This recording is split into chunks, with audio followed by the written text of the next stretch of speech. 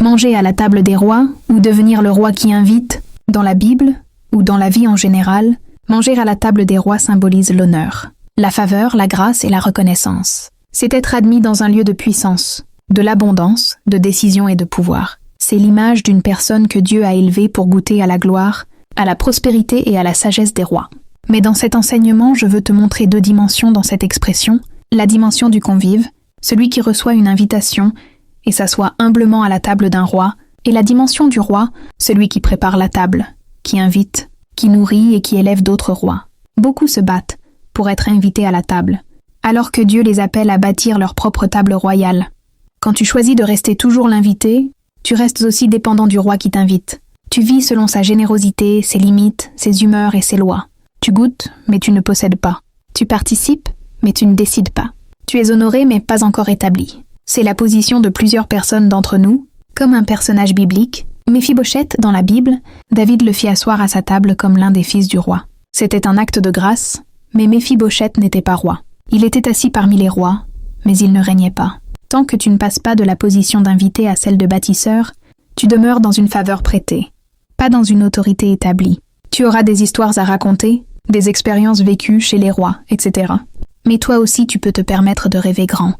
Devenir le roi qui invite un jour. Le plan de Dieu n'est pas que tu manges éternellement à la table des rois, mais que tu deviennes le roi qui dresse la table.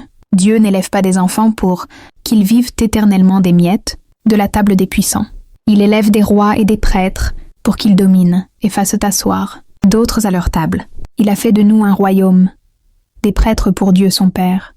Autrement dit, tu es appelé à régner, pas à rester invité. Le roi véritable n'est pas celui qui mange beaucoup, mais celui qui nourrit beaucoup. Le véritable pouvoir, c'est l'influence spirituelle, celle de transformer, d'ouvrir les yeux, d'élever, de guérir et d'inspirer, et c'est aussi vrai que certains naissent rois et d'autres le deviennent avec le temps. Mais chacun peut faire une rétrospective pour découvrir sa position. Mais au-delà de la dimension spirituelle, cette révélation touche directement la réussite financière. Quand tu deviens le roi qui dresse la table, tu deviens celui qui crée les opportunités, les alliances et les richesses. Tu passes du statut de consommateur à celui de bâtisseur. Tes dons deviennent des ressources. Ta sagesse devient un capital.